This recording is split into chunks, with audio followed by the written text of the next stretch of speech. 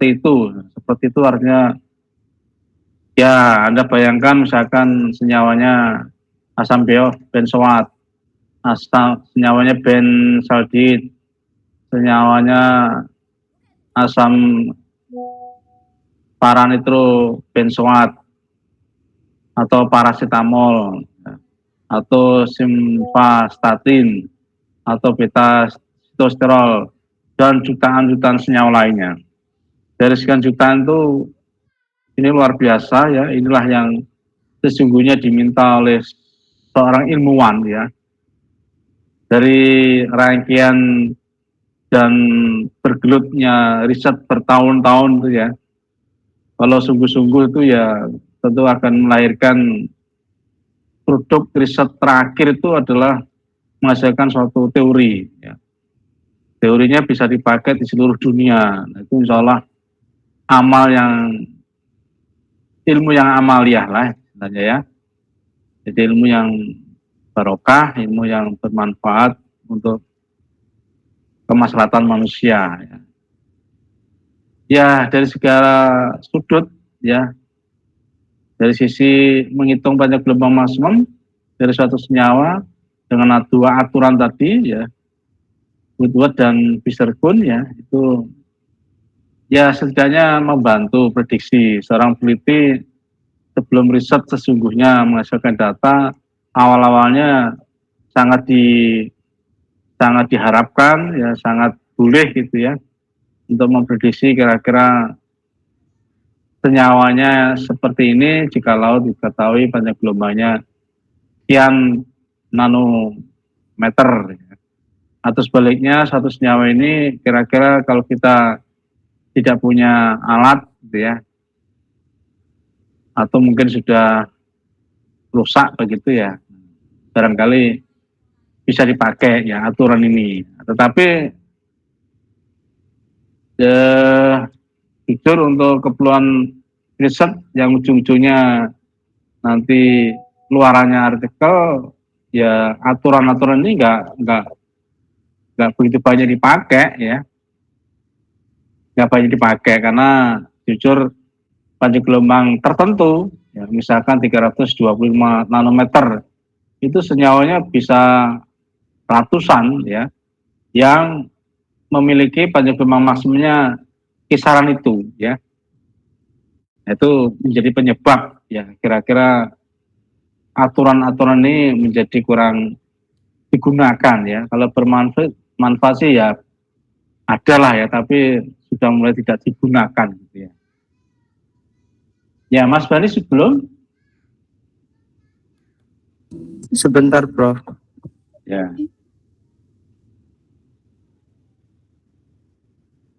Soalnya berkali-kali nyoba tidak bisa.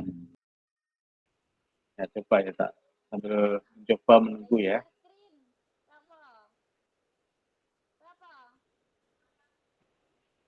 Ini sistem yang file itu Prof. Ya isinya link-link ya, link YouTube ya. Nanti pilih salah satu yang mana gitu ya. Di antara dua file itu salah satu file aja. Kemudian di dalam file itu kan ada beberapa link-link. Nah, ya bolehlah ini ya. Woodward, Fisher, dan Kuhn ya. Itu di bawahnya ada link, silakan dibuka gitu Mas. Terserah yang di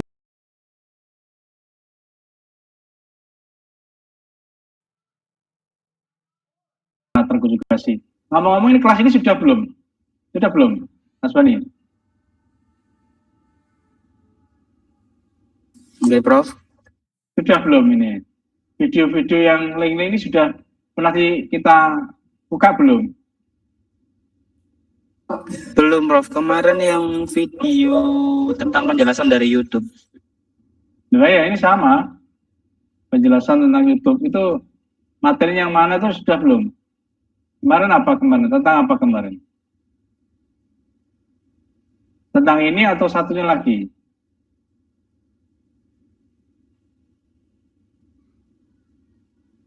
Soalnya ada dua kelas nih. Kelas hari Senin dan kelas hari Rabu. Ini yang saya jadi tidak ingat lah ya apakah. Yang jelas barusan kemarin tuh ini file satunya yang sudah ini ya. Kemarin itu yang yang mana? Yang pertama, Prof, yang kemarin, yang transisi elektron senyawa kimia dengan sinar UV vis. Oh itu ya. Coba yang ini dibuka. Kita buka ini. Yang pertama nah itu.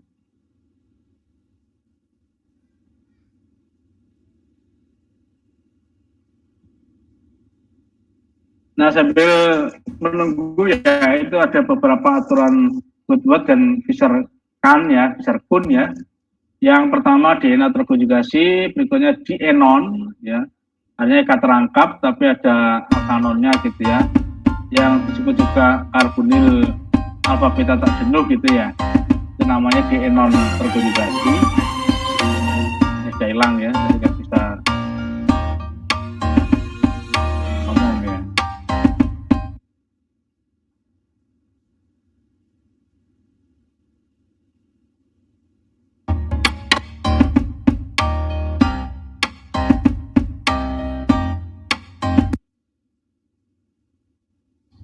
Assalamualaikum semuanya. Well, selamat datang kembali di mata kuliah elusidasi struktur senyawa organik. Pada video kali ini kita akan meneruskan bab sebelumnya, yaitu aturan Woodward-Fischer. Nah, kalau mendengar namanya, kalian sudah tahu nggak sih apa aturan ini? Ya, aturan ini bisa kita gunakan untuk menghitung atau meramalkan panjang gelombang maksimum dari sistem DNA terkonjugasi. Nah, sederhananya itu, jika kita mempunyai senyawa yang kita analisis menggunakan instrumen UV vis, maka output yang ingin kita dapatkan adalah panjang gelombang maksimum. Nah, melalui aturan ini, sebelum kita analisis menggunakan instrumen, kita bisa hitung sendiri perkiraan panjang gelombang maksimum dari senyawa yang kita miliki. Syaratnya harus merupakan DNA terkonjugasi. Kita mulai di contoh yang pertama, yaitu DNA rantai terbuka. Dikatakan DNA karena, kalian lihat ya dari strukturnya, ada dua buah ikatan rangkap yang posisinya terkonjugasi atau selang-seling, rangkap, tunggal, dan juga rangkap. Nah, untuk struktur dasar DNA rantai terbuka ini memiliki perhitungan dasar sebesar 214 nanometer. Nah, kita lihat di contoh senyawa A dan B. Keduanya memiliki rantai utama DNA rantai terbuka. Yang membedakan senyawa A dan B, kita lihat di senyawa B pada posisi karbon nomor 2 dan 4, yaitu terdapat alkil metil, sedangkan di senyawa A tidak ada. Nah, next kita akan hitung. Untuk senyawa A, di sini karena tidak ada alkil, maka nilai substituen alkilnya adalah 0. Maka hasil perhitungannya hanya 214 nanometer. Dan ketika dianalisis, hasil eksperimennya adalah 217 nanometer. Lanjut ke senyawa B. Di sini pada atom C nomor 2 dan 4 masing-masing terdapat 1 alkil dan 2 alkil. Total alkil adalah 3. Setiap 1 alkil diberikan tambahan nilai sebesar 5. Maka 3 kali 5 sama dengan 15 ditambah dengan rantai utama 214.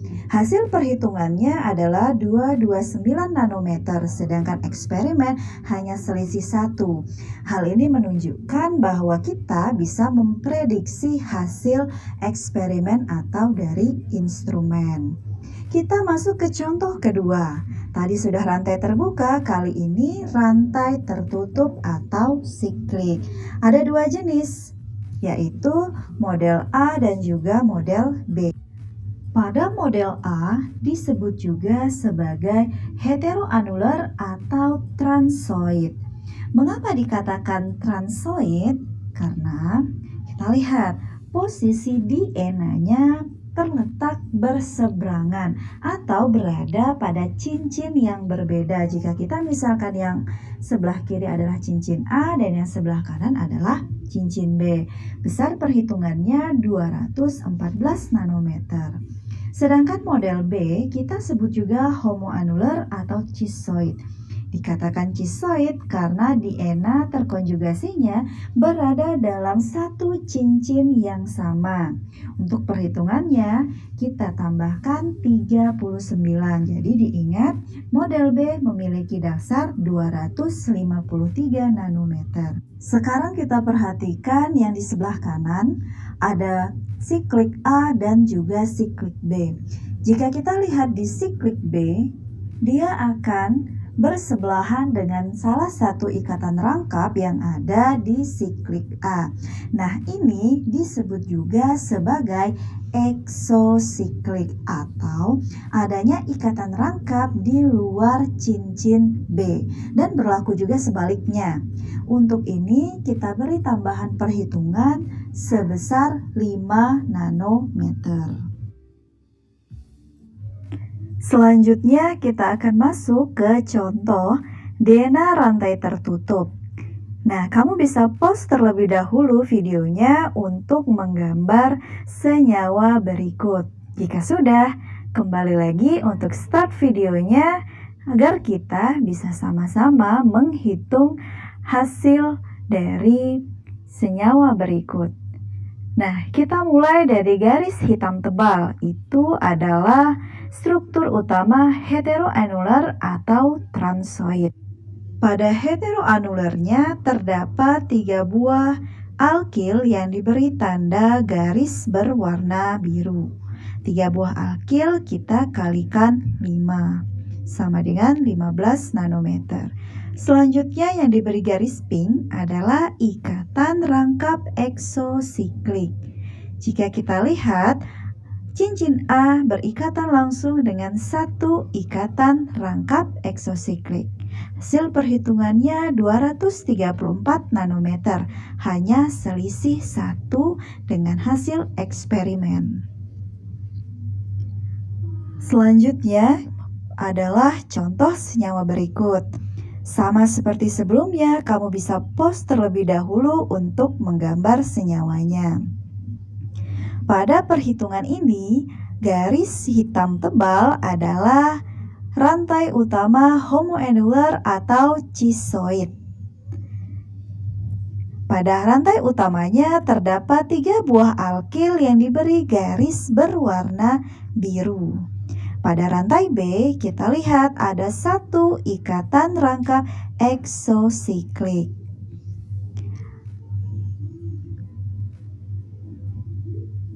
Adapun hasil perhitungannya sebesar 273 nanometer dan selisih 2 angka dari hasil eksperimennya. Artinya selisih perhitungan dan eksperimen tidak terlalu jauh. Pada video selanjutnya kita akan bahas dienol terkonjugasi. Terima kasih.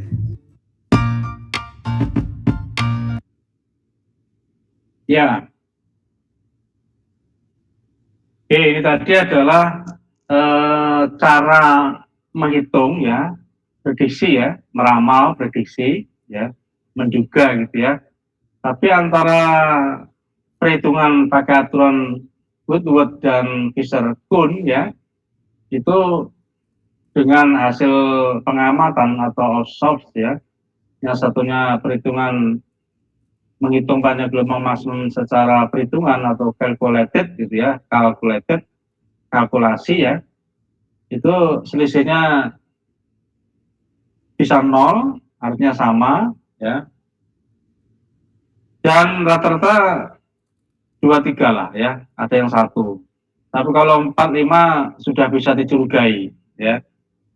Nanti kalau misalkan Anda ada soal,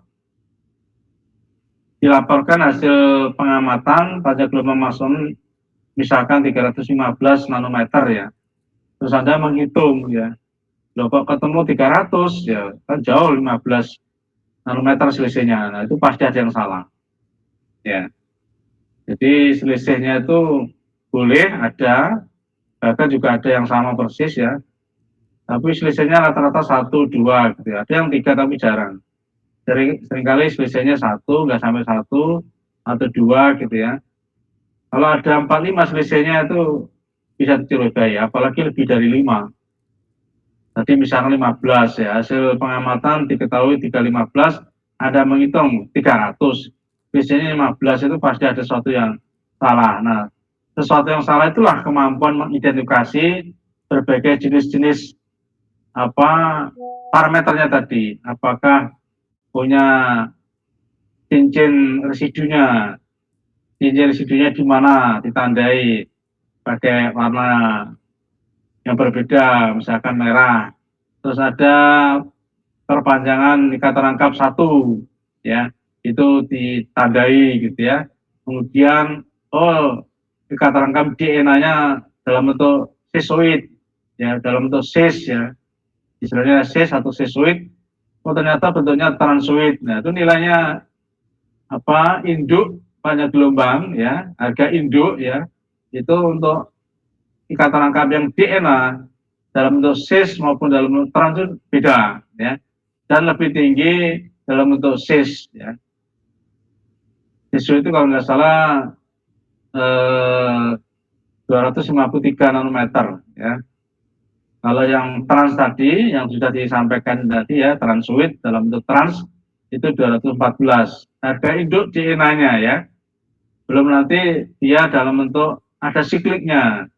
Nah, dalam bentuk siklik itu apakah ada ikatan rangkap eksosiklik atau tidak? Ya, eksosiklik juga ada endosiklik, tapi endosiklik tidak punya nilai. Ya, yang punya nilai ikatan rangkap eksosiklik itu nilainya berapa? Nanometer ya. Kalau ada 1 ya 1 kali 5. Perpanjangan ikatan rangkap kalau ada 1 ya 1 kali 30. Tapi kalau bentuknya sesuai dalam bentuk lingkaran siklik ya, bentuknya sisoid, cis dalam lingkaran ya, atau homoanular namanya ya, itu nilainya 39 nanometer ya. Ditambahkan, hasil kemampuan kita mengidentifikasi itulah nanti akan kita hitung totalnya. Nah, itu kira-kira salah di mana kita mengidentifikasi, nanti kita hitung ada selisihnya berapa. Kalau selisihnya 1, 2 nggak masalah, berarti sudah betul. Kalau selisihnya 10 ke atas, 5 ke atas, 10 ke atas ya, berarti ada yang salah di dalam kita mengidentifikasi parameter apa saja yang harus kita hitung panjang gelombangnya. Ya, tadi sudah ditunjukkan ya. Sampai sini ada pertanyaan enggak? Kalau nggak ada pertanyaan ya alhamdulillah ya, berarti bisa ya. Ya memang harus ada putar berkali-kali ya untuk bisa belajar. Tapi nanti kalau sudah ketemu satu putaran video ini, nanti berikutnya akan mudah Pak ya. Banyak nanti video-video yang Anda bisa putar ya berkali-kali. Nanti kalau nggak, nah sekarang apalagi ada bantuan AI ya. Ya itu luar biasa ya. Anda mau bertanya di sana sudah bisa membantu menjawab ya. Asal memang pertanyaannya juga masih standar lah ya. Misalkan Anda menanyakan kenapa AI masih ya rasionalitasnya masih jalan ya. Oke, kalau nggak ada link berikutnya Mas. Ini Mas apa ya? Mas Dana atau Mbak Sumrotus ini? Sumrotus Pak yang saya screen Pak. Oh ya, ya Mbak Sumrotus silakan dibantu di berikutnya. Tadi DNA terkonjugasi, apakah sama dengan DNA non terkonjugasi? Tentu beda ya. Ya Mbak Sumrotus silakan diputar satunya.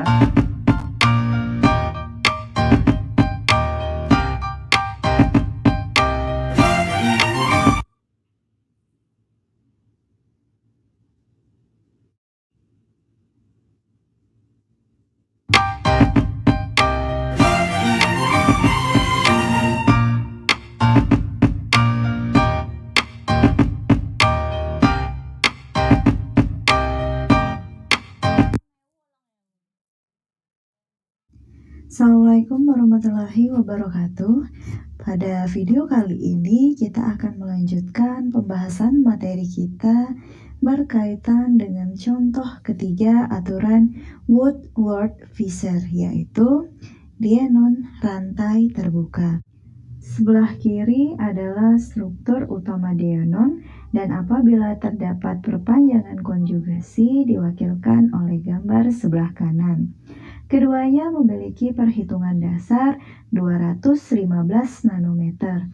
Yang membedakan adalah posisi alkil yang terikat pada C baik di posisi alfa, posisi beta, gamma, delta, dan seterusnya. Setiap alkil yang terikat pada C tersebut mempunyai perhitungan yang berbeda-beda.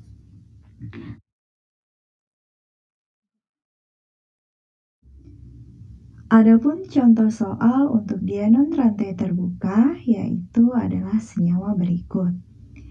Ini adalah struktur utama untuk dienon. Pada C posisi alfa terdapat satu buah alkil, sedangkan posisi beta terdapat dua buah alkil. Sehingga jika kita hitung akan diperoleh perhitungan teoritis sebesar 249 nanometer, dan hasil ini sama persis dengan hasil eksperimennya. Lanjut untuk contoh 4, yaitu dienon rantai tertutup. Terdapat dua jenis dienon rantai tertutup. Ada yang rantai 6 dan rantai 5 dengan nilai perhitungan dasar masing-masing 215 dan 202. Nah, berikut adalah contoh soal terkait dienon rantai tertutup. Yang diberi tanda hitam adalah struktur utama dienon. Perhatikan perhitungannya. Di sini terdapat perpanjangan konjugasi, homoenuler, dan juga substituen di posisi C delta yang diberi tanda garis berwarna biru. Hasil perhitungannya 302 meter, sedangkan eksperimen 300 nanometer. Berkaitan perpanjangan konjugasi dapat dilihat mulai dari C, gamma, dan juga C delta. Sedangkan homoenuler bisa dilihat pada C posisi alfa beta dan C posisi gamma delta. Selanjutnya adalah contoh dienon rantai tertutup cincin 5. Di sini pada perhitungannya kita masukkan perhitungan dasar cincin anggota 5 adalah 202. Pada posisi C beta terdapat ikatan rangkap eksosiklik, sedangkan pada substituen C beta ada dua alkil, sehingga kita kalikan 12. Hasil perhitungannya adalah 231 nanometer dan eksperimen 226. Nah, untuk memahami perhitungan ini kita harus banyak berlatih. Nah, di video selanjutnya kita akan masuk pada instrumen FTIR. Terima kasih. Ya, ini durasi videonya tidak sampai 5 menit ya, jadi cepat-cepat ya. Yang bagusnya yang tadi ya, satu file yang satunya ya. Tapi nggak apa-apa untuk pengayaan ya, untuk pengetahuan, pengayaan, penguatan ya. Berbagai video mau durasi 5 menit, 10 menit sampai setengah jam ya silakan ya, tergantung masing-masing orang ya. Itu semuanya tentu bermanfaat ya. Yang jelas 5 menit ada yang bisa kita catat ya, terkait dengan aturan Woodward dan Fisher-Kahn ya. Itu mengenai yang terbaru ini adalah dienon ya. Dienon artinya ada ikat rangkap DNA, D-nya artinya 2, N itu ikat rangkap, DNA, kemudian ada keton, dienon ya. Jadi kata itu dari kata di, ena, on ya. Jadi digandeng jadi satu, dienon gitu ya. Jadi ada 2 ena ikatan rangkap, ya. Kemudian ada keton. Nah, masing-masing tadi punya harga induknya. Ya, untuk kasus yang barusan tadi adalah DNA, DNA maksud saya ya, tapi dalam bentuk siklik. Nah, sikliknya 6 sama sikliknya 5 itu beda nilainya. Ya, harga induknya. Ya, harga induknya. Nah, makna harga induk itu artinya yang DNA itu dia. Nanti baru ditambahkan cabang-cabangnya. Apakah DNA-nya itu ada perpanjangan ikat rangkap? Kalau ada, apakah dia bentuk homoanular, ya, dalam bentuk siklik, ya, dalam siklik tapi bentuknya cis atau sisoid gitu ya. Itu nanti harus ada tambahan 39 nanometer, terus perpanjangan ikat rangkap 1 nambah 30 nanometer, terus DNA sendiri kalau dia siklik 5 itu lebih tinggi, 202 kalau nggak salah ya. Nah, angka-angka itu tolong nggak usah dihafal ya, nggak perlu dihafalkan ya. Anda lihat tabelnya ada ya. Yang penting paham ya. Kemudian apakah di dalam D-enon tadi tentu memiliki ikatan karbonil ya, punya gugus karbonil ya. Lantas punya C alfa dan C beta ikatan rangkap. Nah, buku yang lain itu namanya induknya namanya karbonil alfa beta tak jenuh. Ya. Buku lain ya yang menyebutkan karbonil. Nah, karbonil itu bisa karbonil keton, bisa karbonil adit. Ya. Jadi karbonil itu tidak harus keton tadi ya. D-enon itu artinya tadi ini kebetulan D-enon on-nya itu karena contohnya keton ya. Tapi bisa juga adit. Ya, kalau rantainya asiklik ya, rantai lurus ya. Bentuknya adit. Ya. Kalau keton kan tidak mungkin apa istilahnya karena C C kan gitu ya. Jadi jelas-jelas keton kan gitu ya. Tapi kalau adit juga berlaku sama ya. Gugus karbonilnya ya. Yang penting punya karbonil dan terikat sebelahnya adalah CC kata rangkap di alfa beta. Ya. Itu kerangka induknya ya. Namanya alfa beta karbonil ya, atau gugus karbonil alfa beta tak jenuh. Makna tak jenuh atau unsaturated itu artinya ikat rangkap. Ya. Barangkali Anda baca-baca buku yang lain ya, tak jenuh itu artinya unsaturated, tidak jenuh, ikat rangkap. Nah, sama aja. Ikat rangkap tidak jenuh, unsaturated itu sama aja. Nah, ini tadi dalam bentuk siklik. Sikliknya 6 sama sikliknya apa? 5. Itu harga induknya beda ya, lebih tinggi yang siklik 5. Terus nanti ada istilahnya cabangnya ya. Cabangnya di alfa, kalau ada alfil di alfa nilainya 10, kalau di beta nilainya 12. Kalau di alfa beta gamma, di gamma ingat saya nambah ya. Kalau nggak salah 10, 12, 18 gitu ya. Kemudian nah semakin ke sana semakin tidak ada ya. Misalkan sampai omega itu nggak terhitung karena terlalu jauh ya. Nah, itu ada di tabelnya ya, daftarnya ada. Nah, setelah itu ya, Anda setelah menentukan tadi ya, Anda hitung ya, jumlah ketemu. Nah, yang terakhir tadi informasinya selisihnya cukup jauh ya, hampir 5 ya, hampir 5. Nah, seperti saya sampaikan jarang ya, artinya selisihnya 5 atau 4 itu jarang ya. Meski ada tapi sangat jarang ya. Kalau bisa malah tidak pernah ada. Ini tadi harusnya kita apa ya, khawatir lah ya, mungkin ada kesalahan di mana gitu ya. Apakah pengamatannya yang mungkin kurang pas gitu ya. Selisihnya 5 itu jangan salah ya. Oke, artinya video yang terakhir ini adalah 2 contoh ya. 4 contoh lah dengan nyawanya gitu ya. Intinya D-enon yang asiklik sama D-enon yang siklik gitunya gitu ya. Kalau yang tadi DNA saja terkonjugasi ya. Contohnya ada yang dalam bentuk asiklik. A itu artinya tidak, siklik hanya lingkar gitu ya. Berarti bentuknya lurus lah ya. Asiklik, tapi yang satunya adalah siklik. Nah, yang siklik ini yang perlu kita minta perhatian, ya. Minta perhatian fokus ya, lebih fokus lah ya. Karena bentuk siklik itu ada tambahan banyak. Takutnya nanti sikliknya jika terangkap anular ya itu harus nambah 39. Nah, angka yang cukup besar ya. Jangan lupa juga nanti ada eksosikliknya misalkan ya.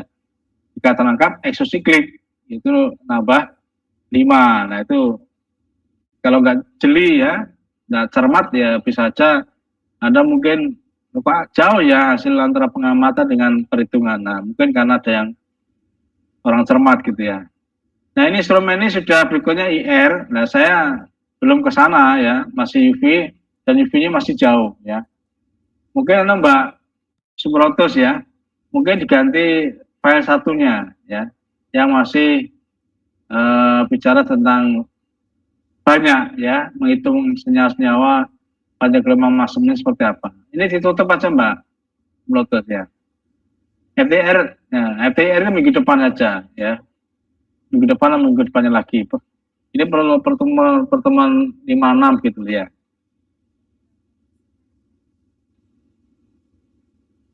Yang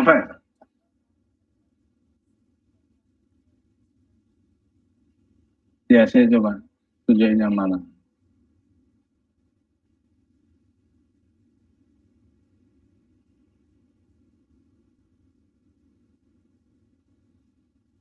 Ya, satunya mungkin juga yang DNA terkonjugasi soal misalkan. Atau DNA terkonjugasi yang lainnya. Nah, boleh. Itu masih UV semuanya. Itu tadi kan yang mengakhiri untuk pembahasannya tadi untuk FTR kan gitu aja. Ini kita masih akan belajar mengenai aturan Woodward Fisher, tapi kita akan bahas soal terkait dienom terkonjugasi. Di sini ada beberapa contoh soal yang akan kita bahas bersama-sama. Ada soal dienon asiklik, ada pula soal dienon siklik cincin anggota 6. Nah, di sini ada 4 contoh untuk dienon siklik cincin anggota 6. Dan yang soal terakhir adalah dienon siklik untuk cincin anggota 5. Nah, seperti biasa, kamu bisa pause dulu videonya untuk menggambar masing-masing contoh soal. Nanti kalau sudah, kita bisa start kembali dan sama-sama menghitung. Nah, pastikan juga untuk mengerjakan soal, kamu harus tahu keterangan warna pada senyawa. Perhatikan ya 3 warna ini. Dan mari kita hitung bersama-sama.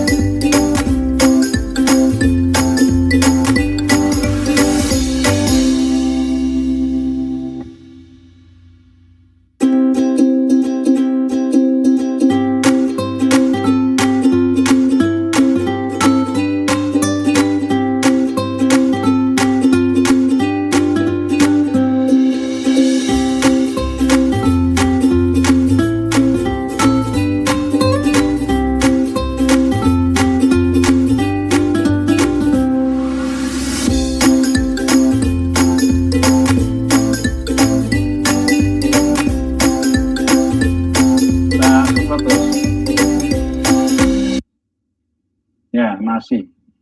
Bentar ya.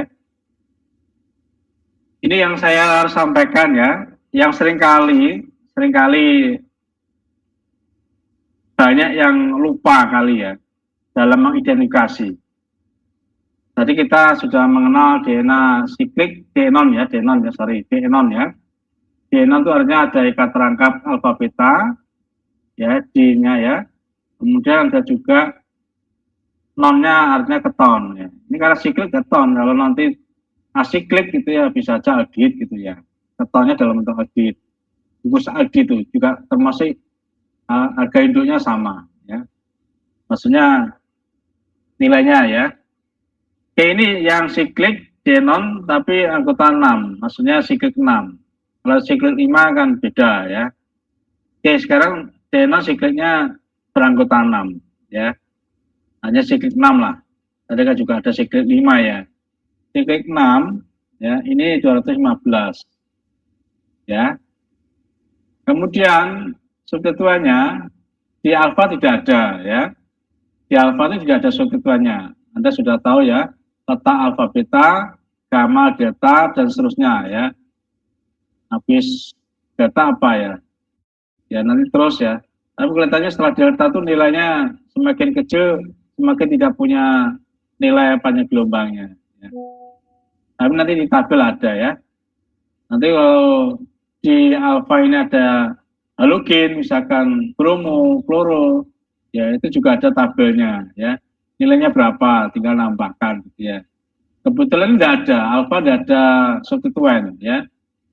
Kemudian di beta itu ada. Yang mana Pak? Yang ke atas itu ya.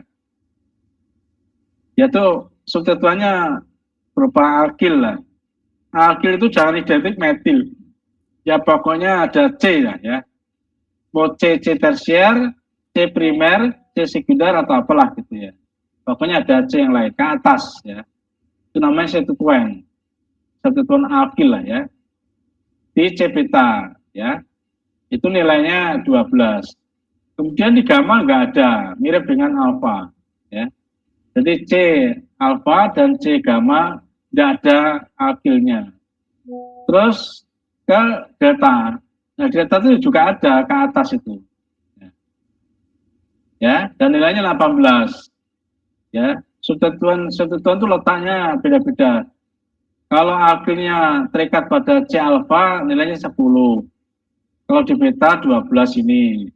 Kemudian di gamma ya, ingat saya sama 18 ingat saya. Ya, saya tidak hafal ya, pokoknya lihat tabelnya. Terus nanti juga ada alkil di delta 18. Ya. Setelah itu nggak ada lagi, berhenti. Ya. Kemudian jangan lupa ada ikatan rangkap eksosiklik. Ya. Yang mana Pak? Nah itu sudah ada di gambar sebelah kanannya itu ya. Cincin B ya, Anda lihat mata kita di cincin B ya. Terus ada ikatan rangkap di luarnya. Tepatnya di alfa beta itu ya. Ikatan rangkap itu sungguhnya adalah miliknya alfa beta. Ikatan rangkap alfa beta itu masuk ke cincin B. Itu namanya eksosiklik. Ekso itu di luar. Jadi ikatan rangkap di luar. Di luar siapa? Di luarnya siklik B gitu loh ya. Jadi inilah ya, mouse saya nggak bisa dilihat ya. Ya yang sebelah kanannya ya, gambar cincin B, terus ikatan rangkapnya itu di luar. Ekso itu di luar, kalau di dalam endo. Nah, eksosiklik artinya di luar, sikliknya apa? Sikliknya B. Ya. Itu ada satu. Pak, yang cincin A kan ada ikatan rangkap, tapi ikatan rangkapnya bukan ikatan rangkap CC, tapi CO, beda lagi ya. Di cincin A itu ada ikatan rangkap, tapi kan CO, karbonil lah ya. Bukan CC, tapi CO itu nggak dihitung, nggak ada ya. Dan itu punya satu. Setiap satu eksosiklik ikatan rangkap ya itu nilainya 5 ya. 5. Kemudian dari senyawa tadi ya, senyawa yang tadi itu ada perpanjangan ikatan rangkap. Yang mana Pak? Yang ada ikatan rangkap di gamma dan delta. Ya, karena itu di luar dienon. Ya, keluar dari dienon. Sehingga nambah 30. Sehingga total 280. Pak, gimana kalau ikatan rangkap itu di cincin A, ya, tapi ke atas, ya, ke atas, nanti beda lagi, ya. senyawanya persis ini, ya persis ini, tapi kata lengkapnya bukan di gamma delta, alfa, beta, gamma, delta ya, alfa, beta, gamma, delta. Kata lengkapnya bukan di situ, tetap ada 2 cincin, tapi kata lengkapnya ada ke atas, ya, alfa, beta, terus ke atas, kata lengkap, gitu ya. Itu nilainya beda, ya. Pasti tidak 286 meter. Kenapa? Pertama, exosikliknya sudah ada 2, ya minimal 2. Ada tambahan lagi. Nah, ada tambah lagi homoanular atau sesuit. Nah, tambah besar lagi ya. Belum nanti ya kalau di alfa beta mungkin ada alkilnya sama ya. Karena kan ikatan rangkap kan naik sana kan berarti ada alfa beta. Di gamma delta. Gamma delta ya, itu ada alkilnya. Nah, singkat cerita kalau ikatan rangkapnya tidak ke kiri, ya tidak gamma deltanya ke kiri, ya tapi ke atas gitu ya, ke atas gitu ya, alfa beta terus ke atas itu ya, berarti ikatan rangkapnya di dalam cincin A gitu ya, itu nilainya lebih besar ya, dari 280 nanometer. Nah senyawa itu isomer singgunya ya, isomer, ya, tapi strukturnya beda, sehingga panjang gelombangnya juga beda. Mudah-mudahan nangkep yang saya omongkan ya, karena saya nggak bisa main mouse saya ini ya. Oke, ada pertanyaan enggak? Ya, mudah-mudahan paham ya. Oke, kalau sudah nggak ada pertanyaan bisa lanjut Mbak Brutus ya.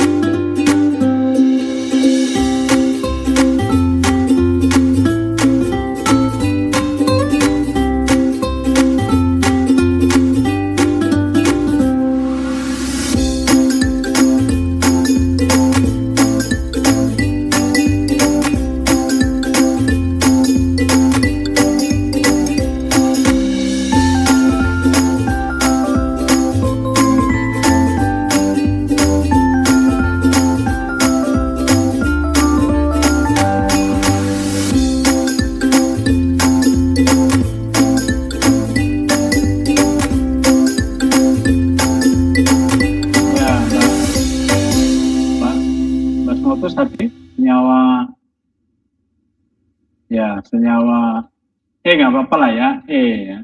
Nah, saja nggak apa. D relatif sederhana ya. Senyawa ini kan simbolnya senyawa bahan alam ya, kelompok kalau saya hitung ya 1, 2, 3, 4 1, 3 sesuai terpen lah ya, kelompoknya senyawa terpen yang C-nya 15 lah ya. Senyawa ya. Nah, senyawa ini ya ditebalkan ya untuk C0-nya ya, untuk menghitung, dan itu kan senyawa siklik 6 ya, jika induknya 215. Nah kita lihat di alfa tidak ada ke bawah ya, ketentuan C di alfa ada ke bawah nilai 10, kemudian di beta ada ke samping kiri ya, bawah kiri ya, 1, 12. Kemudian apalagi yang bisa kita omongkan? Oh ternyata ada isosiklik. Isosikliknya mana? Yaitu kata lengkap alfa beta menuju siklik A. Ya, nah ini ada gambar sebelah kanannya itu. Ada kata lengkap alfa beta itu ya, tapi menghadap ke siklik A. Itu 1 kali 5, 5. Ya ada 1 kali 5. Kalau nanti ada 2 ya 2 kali 5. Kalau ada 3 ya 3 kali 5. Yang penting Anda paham ikatan rangkap eksosikliknya. Sehingga total ini 242 ya. Oke, senyawa E. Kelihatannya agak rumit karena jujur di luar cincin A dan B itu banyak apa ya? Akil-akil itu ya, termasuk banyak asetilnya gitu ya. CO, C3CO ini kan asetil ya. Tapi itu nggak berpengaruh ya. Kalau itu nanti bagian dari D-enonnya ya itu harus hati-hati ya. Kalau bagian dari itu ya jauh ya, jauh tidak bagian dari apa selang-selingnya gitu ya dari D-enon karbonil abapeta tak jenuh tadi ya. Oke lanjut.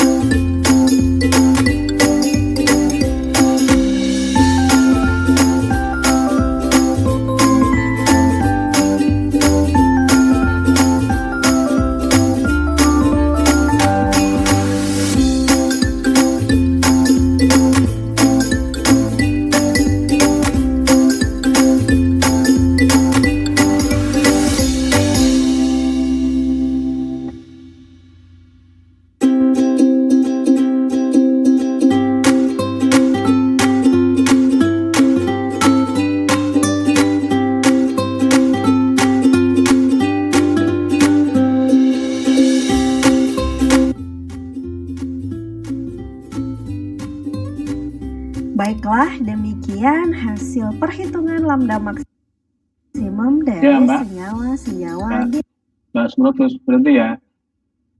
Oke, ini tolong diingat ya. Ini ada soal A sampai F ya. Tapi campur ya. Ada yang DNA D-non, ada yang DNA ya. Yang jelas hanya D-nonnya cuma satu di senyawa D. Yang lain itu adalah DNA. DNA, tapi ingat ya, DNA mayoritas ya. Itu ada yang terkonjugasi ya. Nanti tolong perhatikan contoh senyawa D gitu ya. Itu DNA, tapi DNA bentuknya transuit ya, bentuk trans ya. Nanti Anda pilih salah satu aja ya, dilingkari gitu ya, itu sebagai induknya DNA transuit itu nilainya berapa ya. Yang jelas lebih kecil ya, mungkin 2014 ya. Kalau DNA-nya kayak senyawa B ya, senyawa B itu DNA-nya satunya adalah sisoid dalam bentuk cis ya. Nah itu silakan Anda senyawa B ya, atau senyawa C lah ya, itu sama-sama DNA tapi sisoid. Nah, silakan cari harga induknya DNA sisoid itu berapa. Ingat saya 253, lebih tinggi daripada DNA yang transuit. Ya.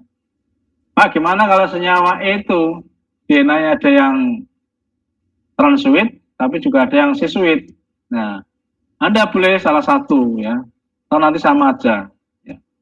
Nah, biasanya cari yang besar ya. Maksudnya pilih harga induknya yang besar. Tentu antara sisoid sama transuit lebih besar sisoid ikatan rangkapnya.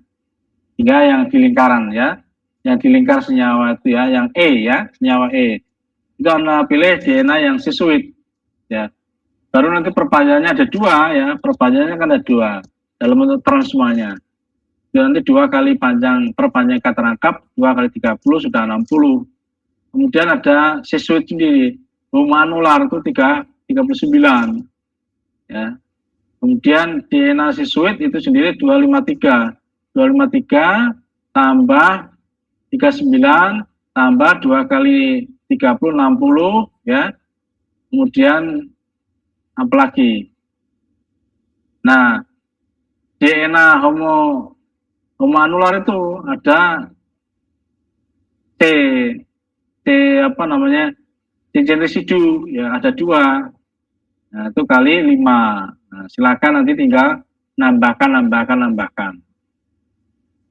Yang F itu DNA tapi transuit ya. Cuman Anda perhatikan ya, F ya, senyawa F, tolong perhatikan ya. Senyawa F itu ada berapa ikatan rangkap eksosikliknya? Pertanyaan saya, kira-kira nangkep enggak? Ya, senyawa F ya, semuanya tolong perhatikan senyawa F. Pertanyaan saya sederhana, berapa jumlah ikatan rangkap eksosikliknya?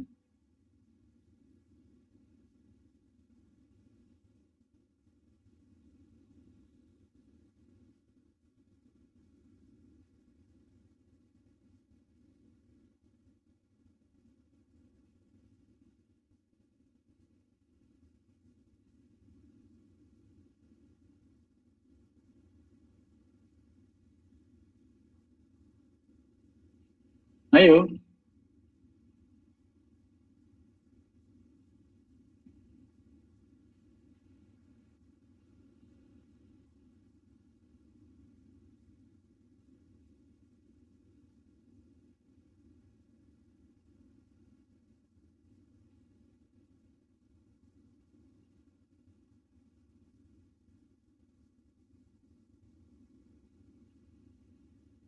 Nggak ada yang memberi komentar.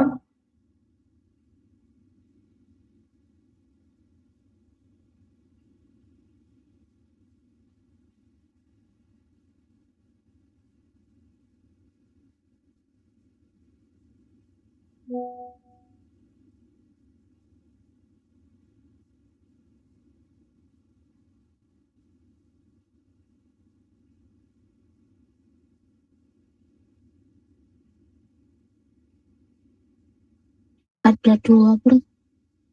Ya. Siapa yang jawab ini? Ada 2, Prof. Oh, Mbak Citra. Oke, ada 2 ya, bagus ya. Mbak Citra Nur Maudia ya. Oke, ada 2 ya. Anggap aja cincin yang 2 itu A dan B gitu ya. A dan B. Jadi ya, sebelah kiri A, sebelah kanan B gitu ya. Itu ada ikatan rangkap yang di tengah itu ya, menuju ke cincin A dan juga menuju ke cincin B. Jadi ada 2. Nanti ikatan rangkap isosiklik ada 2 kali 5 gitu ya.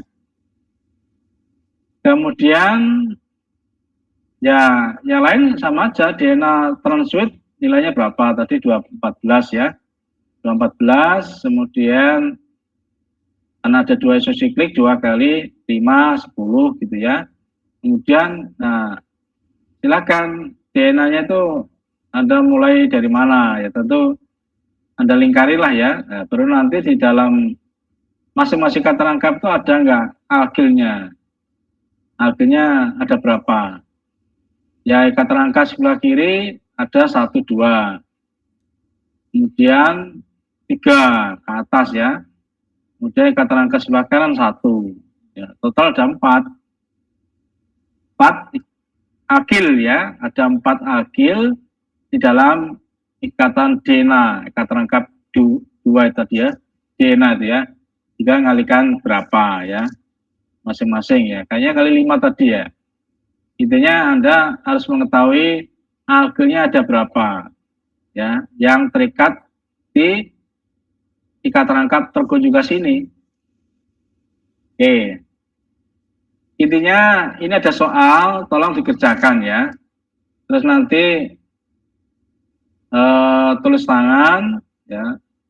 Tulis tangan kalau bisa di atas kertas baris ya. Kalau bisa di atas kertas bergaris ya. Terus di-scan, diberi nama file, namanya yang konsisten gitu ya, semuanya sama. Kelas ini didahului misalkan KE gitu ya, KE _ name gitu ya, mungkin lebih baik begitu ya. NIM dulu baru KE silakan. Nama belakang ya. Nama belakang supaya folder itu kalau saya buka itu urut NIM-nya tuh bagus gitu ya. NIM-nya dulu dan NIM-nya kalau bisa lengkap gitu ya, sehingga jangan sampai NIM-nya hanya 3 angka di belakang terakhir itu ya. Itu nanti tidak rapi nanti di folder itu ya, saya buka morat-marit ya.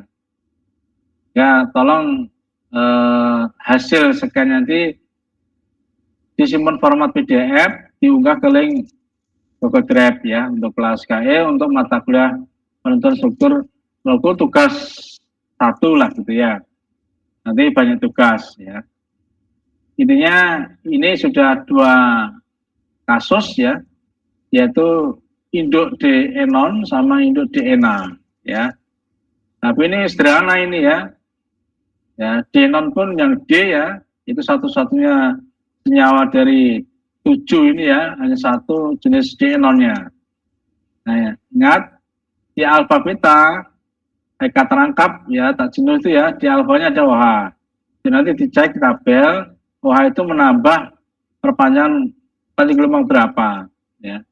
Terus di beta ada metil dan satu lagi di sisa cincin residunya ya. Jadi ikat terangkap di beta, C beta ya, itu ada ke atas metil dan yang siklik ya. Jadi itu ada 2 itu ya di betanya. Nah 2 kali C substituen di C ya, substituen di C beta ada 2. 2 kali berapa ya? Kali 10 nggak salah ya. 12 ya, kalau di alfa kan 12. Alkil di alfa kan 12. 10, kemudian alkil di beta kan 12 tadi ya. Kemudian di gamma kan 18 dan seterusnya. Itu semuanya ada di tabel ya. Tinggal nanti menyesuaikan ya. Oke. Ada pertanyaan? Kalau nggak ada, lanjut Mbak Sumotus ya. Link satunya ya. Ya betul.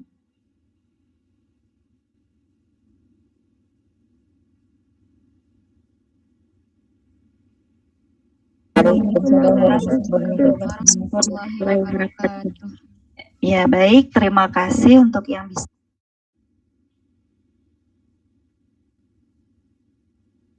Itu sebenarnya dari minggu lalu itu saya sudah ingin kuliahnya lewat Google Meet, tapi karena di fakultas ada acara, akhirnya kita coba untuk hadir dalam perkuliahan melalui diskusi. Ternyata cukup repot ya kalau diskusi itu, apalagi kalau misalnya jaringannya nggak sering-sering di refresh, itu saya nggak tahu tuh siapa aja yang udah hadir di diskusi, siapa aja yang bertanya, siapa saja yang sudah memberikan jawaban atas pertanyaan-pertanyaan temannya. Nah, untuk kali ini, nah ini masih tema tentang UV vis ya, cuma ini bagian 2.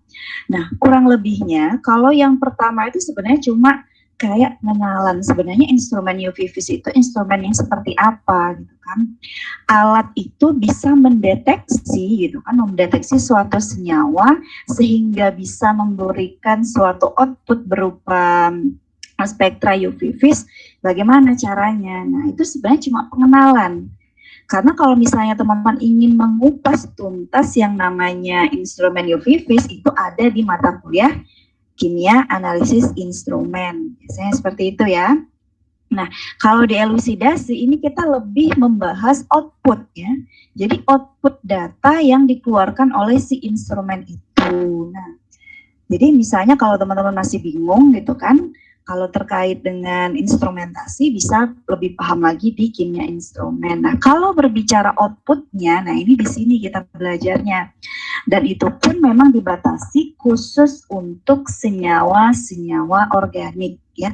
Karena memang dalam kimia ini yang sangat luas dilakukan analisis itu adalah senyawa-senyawa organik menggunakan instrumen-instrumen yang banyaklah ragamnya gitu kan. Nah, kali ini memang masuk di UV vis. Nah, pada bagian kedua dari UV vis ini ya, kan jika yang sebelumnya ini kita tahu nih ada alat namanya UV vis. Ketika sampel diinjeksikan, sampel dimasukkan ya kan di dalam instrumen, kemudian di running instrumennya, maka keluar berupa output panjang gelombang maksimum. Nah, ternyata melalui aturan Woodward-Visser ya, sebelum kita analisis khusus untuk DNA terkonjugasi, DNA non terkonjugasi, itu teman-teman sudah bisa prediksi gitu. Oh ya, punya senyawa saya ini mengandung DNA dan DNA terkonjugasi. Kalau saya hitung secara manual, maka ketika nanti kita analisis menggunakan instrumen, kurang lebih lambda max-nya atau panjang gelombang maksimum yang akan keluar itu segini loh.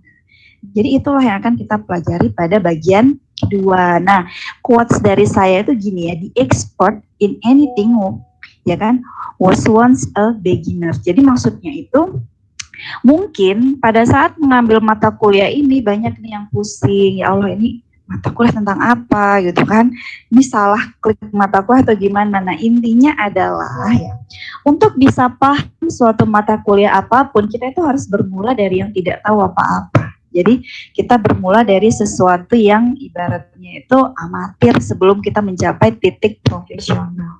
Jadi kalau hari ini baru 1-2 kali pertemuan atau misalnya baru 3-5 kali membaca buku Pavia yang sudah saya berikan itu kok kayaknya belum ngeh juga, it's okay lah ya kan. Kita memang berawal dari level amatir dulu, level yang ibaratnya itu cuma apa ya, masih bertanya-tanya. But kita harus tetap komit, ya udah, karena ini sudah bagian dari kita coba untuk lebih memahami. Nah, topik yang akan kita bahas ini adalah saya akan tunjukkan contoh spektra UV vis, tapi ini kayaknya teman-teman juga udah tahu sebenarnya ya kalau membaca materi-materi sebelumnya, dan bagaimana sih cara kita menghitung. Nah, jadi ibaratnya itu kita kayak ngeramal gitu kan, oh ya nanti kalau senyawa saya, misalnya senyawa saya tuh kayak gini nih gitu kan, ada suatu DNA terkonjugasi. Nah, nanti kalau dianalisis dengan instrumen UV vis, lambda max-nya berapa ya? Nah, jadi yang perlu diingat, output dari UV vis itu hanya lambda maksimumnya saja ya. Jadi hanya satu data biasanya, kecuali memang puncaknya itu ada banyak, dan itu kemungkinan ada banyak lambda maksimum. Cuma memang nanti yang akan dilihat adalah yang paling tinggi absorbansinya, karena absorbansi itu biasanya selaras dengan jumlah konsentrasi. Nah, ini adalah contoh spektra.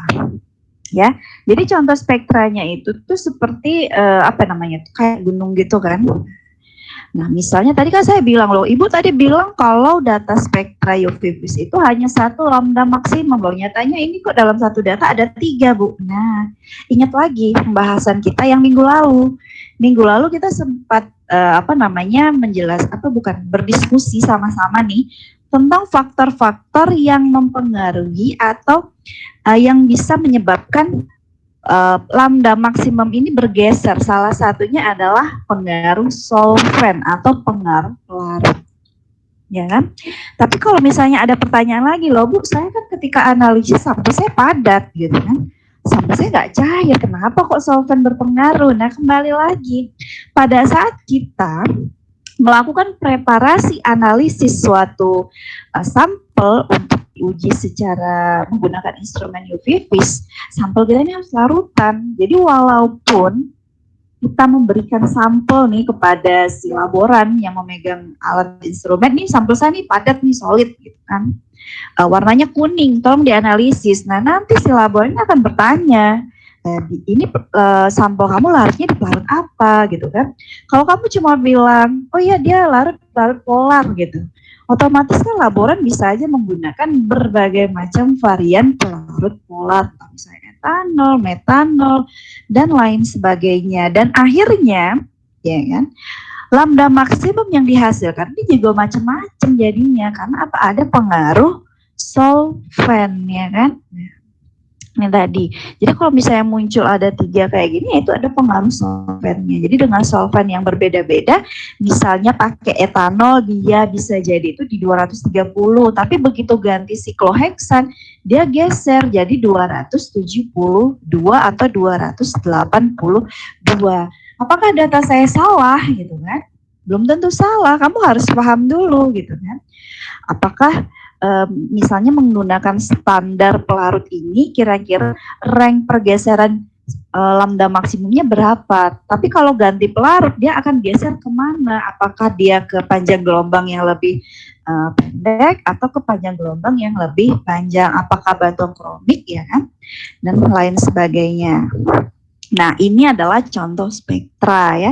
Jadi yang dibaca itu adalah yang puncak-puncaknya aja. Jadi cuma satu, lambda maksimumnya saja. Nah, sekarang yang tadi saya katakan kita masuk ke aturan Woodward-Fisher ya. Jadi aturan ini adalah aturan kita itu bisa meramalkan dulu gitu kan. Kira-kira nanti kalau misalnya senyawa saya mengandung DNA terkonjugasi, nanti lambda maksimum yang akan terrecord ya di instrumen ini berapa. Gitu. Jadi kurang lebih teman-teman udah paham belum yang dimaksud dengan DNA terkonjugasi? D, ya kan? Arti D itu 2 ya kan? 2. Kalau N, nah ini N ini sebenarnya refers to alkena. Iya kan? Nah, alkena ini apa sih ciri khasnya? Berarti rangkap, ya kan? Artinya dalam satu senyawa ada 2 ikatan rangkap terkonjugasi. Nah, maksudnya terkonjugasi berarti antara tunggal dan rangkap ini posisinya selang-seling ya. Selang-seling. Nah, jadi pahami dulu, jadi suatu sistem DNA terkonjugasi.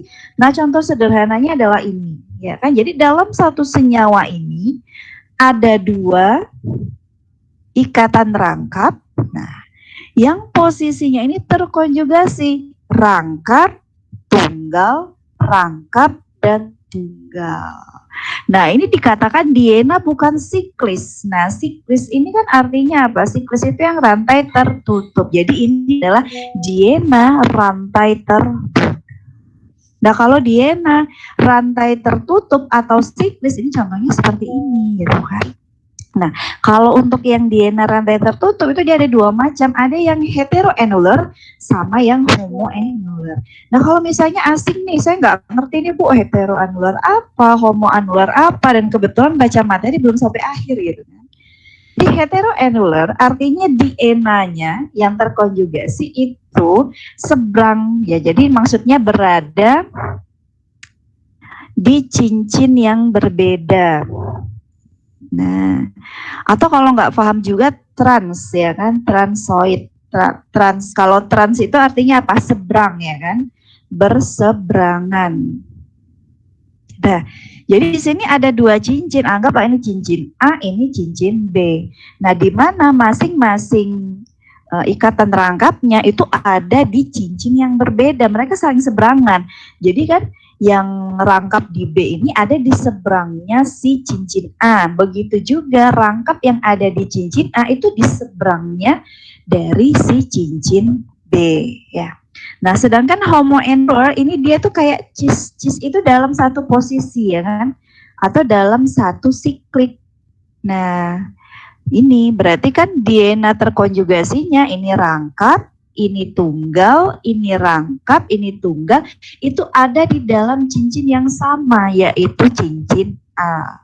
Nah, ini untuk yang sistem DNA terkonjugasi. Nah, kemudian nanti selain DNA terkonjugasi, kita juga akan membahas DNA non terkonjugasi. Nah, sebenarnya DNA non ini ya kan, yang utama itu bisa dia yang ini saja ya kan. Jadi D-non, D berarti 2 ya kan. N-nya itu berarti ada 2 rangkap. Tapi ada non atau on ya kan. On ini menunjukkan apa? Keton ya. Keton atau adanya oksigen itu loh. Nah, ini kayak gini kan. Nah, ini kan menunjukkan on ya, keton itu tadi ya kan. Nah, tapi kalau misalnya dia cuma seperti ini, ya kan, maksudnya yang ini diabaikan dulu deh, yang ini diabaikan dulu. Berarti kan di sini ada 2 rangkap, ini tunggal, ini rangkap plus ada oksigen. Nah, itu namanya sistem dienon, ya kan? Nah, tapi kalau misalnya ada lagi tambahan rangkap seperti ini namanya perpanjangan konjugasi atau pertambahan konjugasi. Nah, jadi nanti sama yang dienon ini juga ada yang rantai tertutup. Rantai tertutup itu istilahnya itu siklik, ya kan? Rantai terbuka berarti dia tidak terkunci gitu. Nah, tapi kalau yang dienon ini dia ada lingkar 6, ya kan? Lingkar 6 itu berarti cincinnya itu segi 6, atau yang dienon lingkar 5, cincinnya itu ada 5. Oke, sampai di sini bisa dipahami kira-kira? Halo? Alhamdulillah, Bu. Ya, alhamdulillah ya. Nah, berarti masih ada ya di bawah. Oke. Nah, ini adalah guide-nya ya. Jadi kayak ibaratnya itu ketika saya minta adik-adik untuk, oh ya tolong ya dihitung untuk senyawa-senyawa tertentu ini, tentu kita harus punya guide-nya dulu. Nggak bisa dong simsalabim langsung bisa gitu kan. Nah, jadi kita punya guide atau petunjuk gimana sih cara ngitungnya supaya pada saat kita menemukan soal-soal yang sudah saya berikan di LMS itu, adik-adik itu bisa lah punya gambaran gitu. Nah, yang pertama ini adalah untuk yang diena dulu. Ini kan udah ada kelihatan diena atau polyena, ya kan.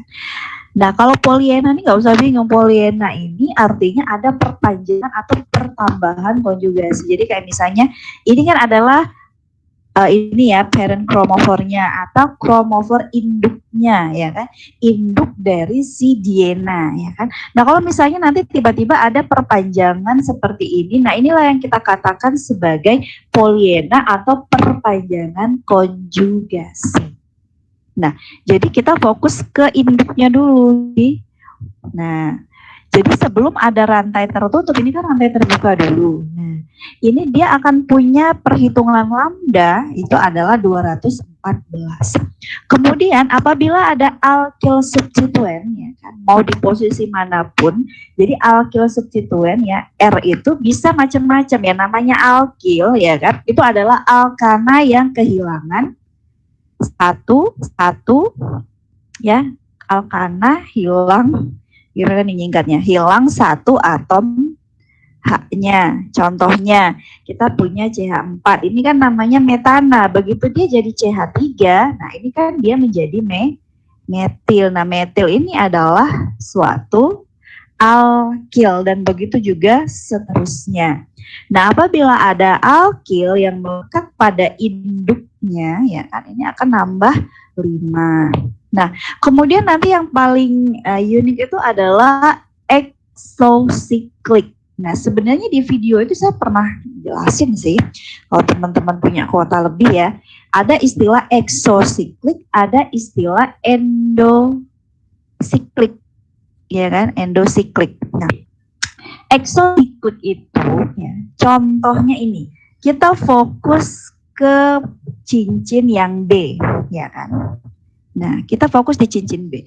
Kalau kita lihat cincin B ini saja, kemudian di sebelahnya ini ada ikatan rangkap seperti ini, berarti kan ikatan rangkap ini ada di luar cincin B, gitu kan. Nah, itulah yang disebut dengan exocyclic. Artinya apa? Ada ikatan rangkap exo di luar siklik. Siklik mana? Siklik B, ya kan. Jadi exo ini artinya di luar, ya kan. Siklik ini menunjukkan ya siklik cincin gitu kan. Nah, artinya ketika kita fokus pada siklik atau cincin B, nah di luar cincin B ini ternyata ada satu ikatan rangkap, ya kan. Nah, inilah yang kita sebut sebagai exocyclic, ya kan. Tapi bagaimana di dalam siklik B ini ternyata kan di dalamnya itu ada ikatan rangkap juga. Nah, inilah yang kita sebut sebagai endocyclic. Ya. Nah, endocyclic itu nggak ada tambahan perhitungan. Tapi kalau exocyclic yang seperti ini ya itu ada tambahan 5. Oke. Kurang lebih seperti itu. Nah, begitu juga ketika nanti yang homoannular ya. Homoannular ini ada kayak di dalam, jadi dalam satu cincin ini DNA terkonjugasinya itu ada di dalam cincin yang sama. Ini nanti ada tambahan 39, makanya nanti 214 ditambah 239. Biasanya seperti itu, atau kalau nggak mau ribet itu langsung aja ditambahin gitu kan. Berarti berapa nih? 243 ya. 243. Ya nggak sih? Atau berapa ini? Tambah 39. Oh, 253. Oke, sorry. Jadi ini 253. Jadi kalau yang dia dalam bentuk yang seperti ini, ya kan? Ini tadi adalah heteroannular, itu dia tetap 214 ya. Tapi kalau dia yang homoannular ini dia 214 ditambah 39, jadi 253. Nah, di sini juga bisa dilihat ya, di sini ada each polar group. Nah, ini adalah kalau tadi kan di sini alkyl substituen dia cuma dapat tambahan angka 5. Tapi kalau misalnya nanti di sini ada OR ya kan, OR itu suatu metoksi ya contohnya itu. Jadi R di sini itu alkyl ya teman-teman. Ini adalah alkyl. Nah, jadi OR itu kayak contohnya tuh metoksi, berarti OCH3 atau yang lainnya. Itu nanti kita harus menambahkan perhitungan 6. Kemudian SR ya kan, sulfur alkyl gitu kan, itu 30.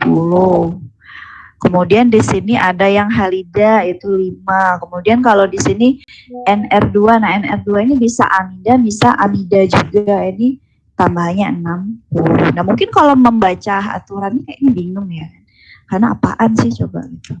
Tapi nanti kalau sudah mengerjakan soal itu punya bayangan. Nah di sini kenapa sih kok aturan ini yang kita gunakan Bu? Karena memang penelitian si Woodward ini ya, si Woodward Fisher ini dan si Woodward dan temannya si Fisher ini, dia itu mencoba melakukan pendekatan perhitungan dan ternyata hasil perhitungan dengan menggunakan guide yang mereka berikan ini cuma sih kurang lebih 3 gitu ya kan, plus minus 3 nanometer dari lambda maksimum yang memang benar-benar terukur oleh instrumen, walaupun memang kadangkala bisa selisihnya sampai 5 hingga 10 nanometer, tapi kurang lebih dia sudah mampulah memprediksikan. Nah, ini tadi yang saya bilang. Jadi ini adalah guide-nya itu. Jadi kalau misalnya nanti teman-teman melihat yang rantai terbuka, maka ini induknya ya kan. Induknya itu yang ini kalau rantai terbuka, maka perhitungannya dimulai dari 214. Nah, nanti tinggal dilihat apakah di induk ini terdapat alkyl atau yang lainnya, maka itu nanti akan ditambahkan. Nah, kalau misalnya dia itu siklik tapi bentuknya hetero dalam artian kedua cincin A maupun B ini terdapat ikatan rangkap, ini nanti dia akan nilainya itu 214. Tapi kalau misalnya ada dua cincin seperti ini, tapi si DNA terkonjugasinya hanya ada di dalam satu cincin, itu 253. Oke ya. Nah, ini adalah contoh soal. Jadi kalau contoh soal, coba diperhatikan. Tadi ya kan, saya bilang kalau dia rantai terbuka, maka ini adalah parent chromophore-nya atau chromophore induknya ya kan. Jadi induk utamanya. Jadi kalau misalnya tadi saya gambarnya tuh gini gitu ya kan. Nah, kalau misalnya kita jabarkan dikeluarkan hidrogennya, nanti gambarnya itu seperti ini ya.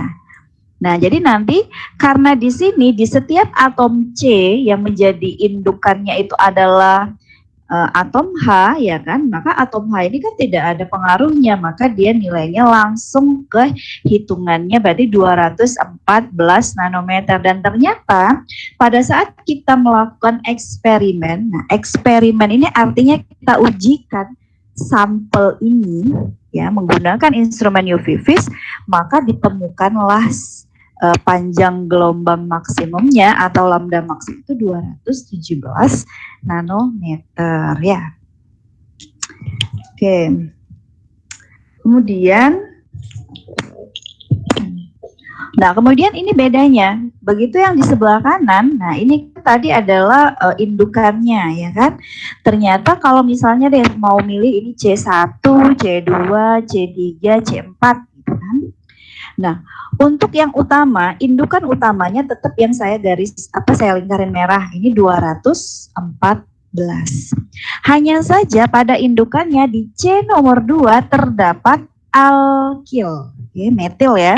Kemudian nomor 4, C nomor 4 ini ada 2 lagi alkil. Jadi kalau kita jumlahkan pada indukannya ini terdapat 3 alkil. Jadi kalau misalnya mau dispesifikasikan di mana saja Bu posisi alkilnya, 1 ada di C nomor 2 dan ada 2 alkil di C nomor 4. Oke, nah maka ini 3 dikali 5 berarti kan 15. Nanti hasilnya sesuai perhitungan itu adalah 229. Tapi kita lihat hasil eksperimen 228 dan artinya prediksi melalui perhitungan ini sudah cukup baik, sudah cukup membantu gitu kan. Artinya apa? Pada saat kita punya sampel, kita yakin nih sampel yang kita punya ini ada senyawa ini gitu kan. Kemudian kita sudah tahu strukturnya, kemudian kita hitung gitu kan. Oh iya, berdasarkan hitungan saya ini akan 229 nanometer gitu ya kan. Tapi begitu hasil eksperimen ketika Anda masukkan, misalnya ketemu itu 300 gitu. Oh bisa jadi sampel praduga yang Anda kira ini itu bisa jadi belum tepat ya kan. Dalam artian apa? Apalagi kalau misalnya teman-teman nanti penelitian murni melakukan suatu isolasi bahan alam gitu kan. Ke dalam isolasi bahan alam itu dalam suatu tumbuhan itu kita nggak bisa prediksi bahwa dalam tumbuhan A itu ada senyawa ini 100%. Ya kan? Kita nggak bisa asumsikan. Makanya tadi saya bilang kalau misalnya teman-teman itu mengisolasi daun A, yakin nih di dalam daun A ini ada senyawa ini 100%. Tahu gambar strukturnya seperti ini. Terus bisa pula menghitungnya menggunakan aturan Woodward-Fisher. Tapi begitu dianalisis beda jauh, nggak bisa jadi gitu kan. Praduga kita di awal bisa jadi senyawa yang ada di daun A yang kita yakin bukan ini strukturnya gitu ya. Berbeda kalau sampel itu memang sudah pasti adalah senyawa ini. Jadi dibedakan ya. Jadi hasil eksperimental, nah biasanya itu adalah hasil nyata yang memang harus kita akui gitu kan. Tapi dengan kecanggihan teknologi ya kan, dengan kecanggihan pola pikir manusia, we can predict ya, kita bisa prediksi nih. Tujuannya apa? Tujuannya adalah biar kita lebih aware bahwa apa yang akan kita analisis ini sudah benar sehingga tidak buang-buang duit ketika menganalisis. Oke. Sambil dipahami deh ya, kalau nggak paham ya diulang-ulang lagi. Nah, jadi ini yang saya katakan. Ini adalah gambar spektra UV vis untuk senyawa yang ini ya teman-teman. Sorry. Kenapa? Nah, ini. Jadi ini senyawa yang ini tadi ya, yang rantai terbuka DNA ini, kan tadi kita hitung dia 214, hasil eksperimentalnya adalah 217.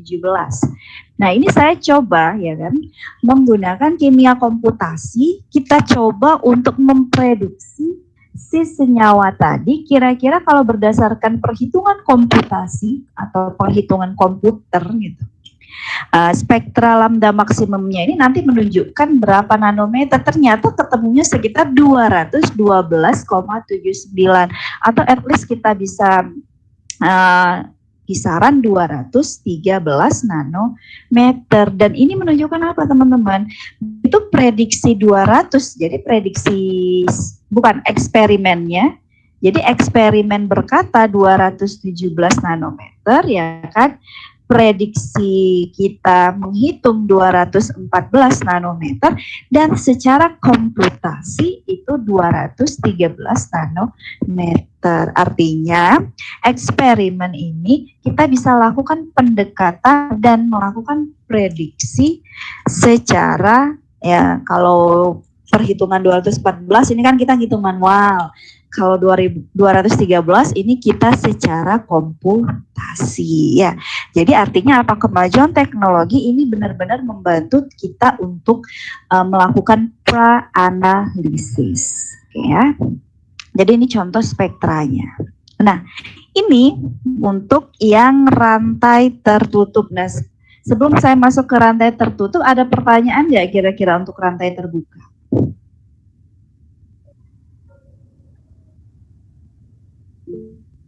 Ibu izin tanya. Ada Ibu. Ya, siapa yang mau bertanya ini?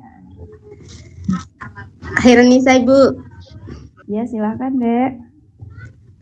Tadi kan ada tuh ketentuan nilai dari beberapa alkil. Nah, kalau alkil dari alkana itu sendiri udah ditetapkan gitu 5 nilainya, Ibu? Iya, semua alkil apapun ya. Tapi Semua kan tadi tuh ada beda-beda, Ibu. Yang iya, itu yang kan tadi beda. Jadi gini ya. Kalau Ibu bilang bentar. Ini ya tadi ya. Oke, lanjutkan. Yang itu, Ibu, yang itu. Ah, yang itu mana? Itu mana? Ya. Yang ini? Itu kan ada. Yang ini? Ya. Enggak, yang di bawah paling bawah itu, Ibu. Kan ada nilainya itu. Iya, ini kan beda. Ini kan substituen but not alkil ya. Jadi alkil itu adalah golongan alkana ya. Tapi kalau yang ini adalah substituen. Contohnya O asil. Jadi O asil ini beda lagi ya. O asil itu asil berarti ini kayak gini kan, kalau dia O asil ya berarti parentnya itu misalnya seperti ini ya kan. Nah, tiba-tiba nanti di sini ada O asil gitu kan.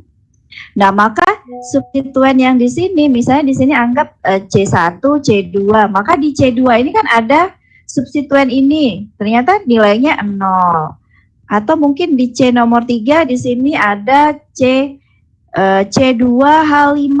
C2H5 ini adalah suatu etil. Etil ini masuk golongan alkil, ya enggak?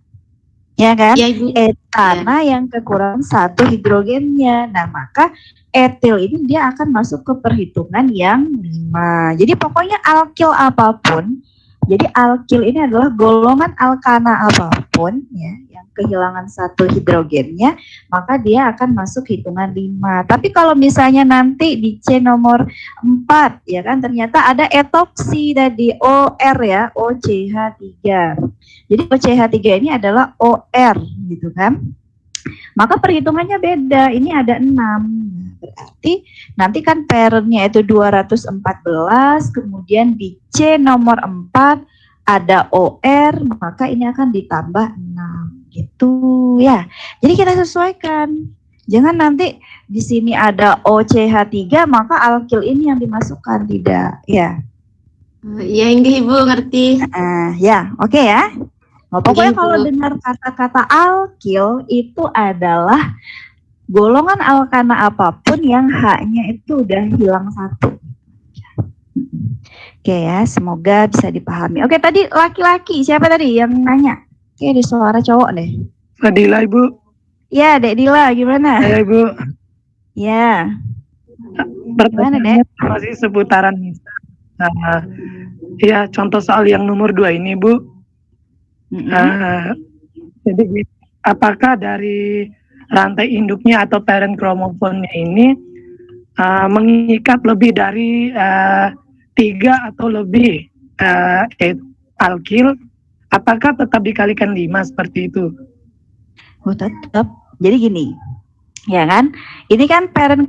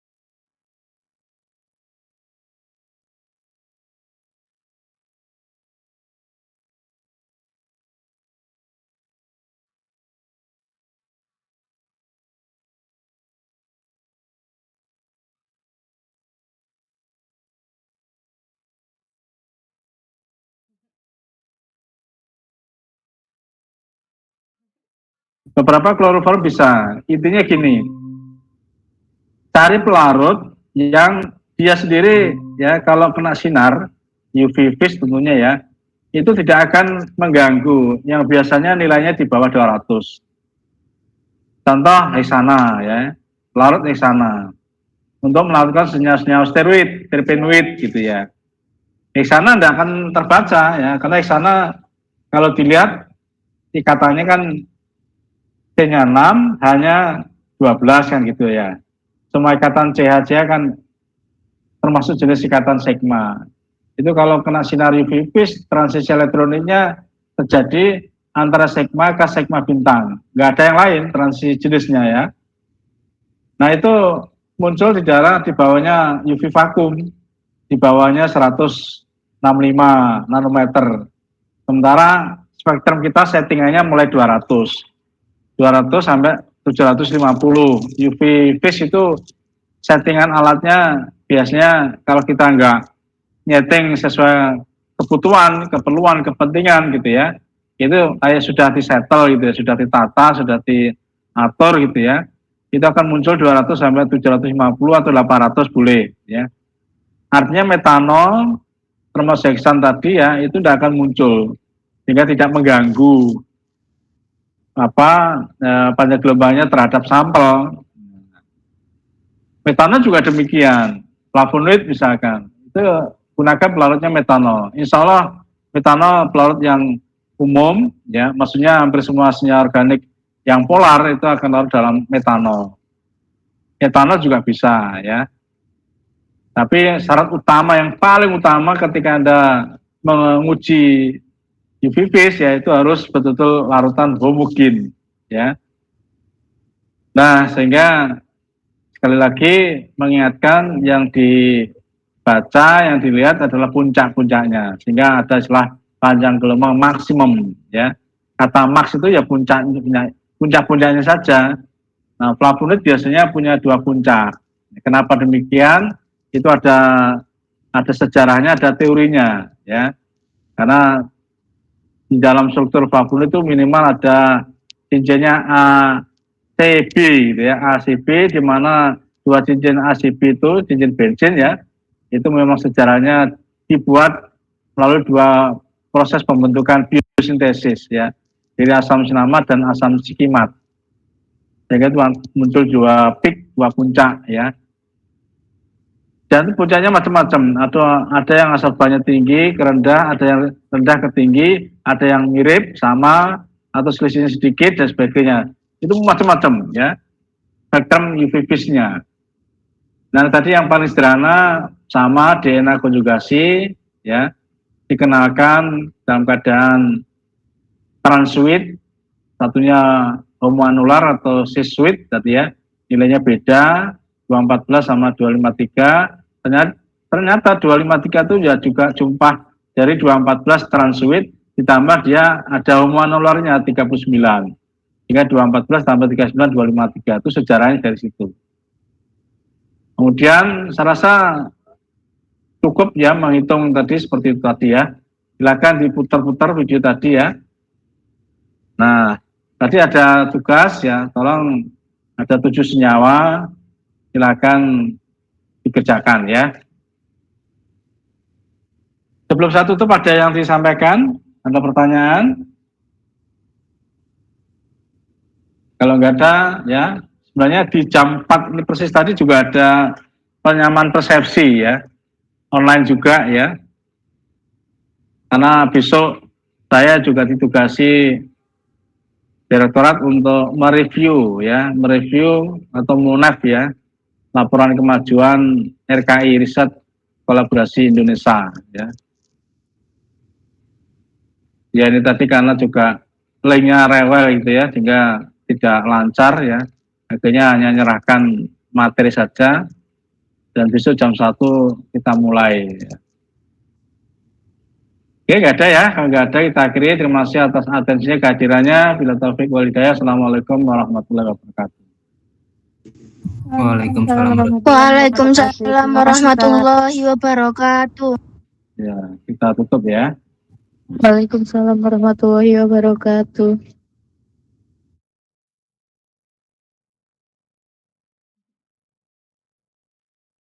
Terima kasih Bapak. Mas mari metu. Sama-sama.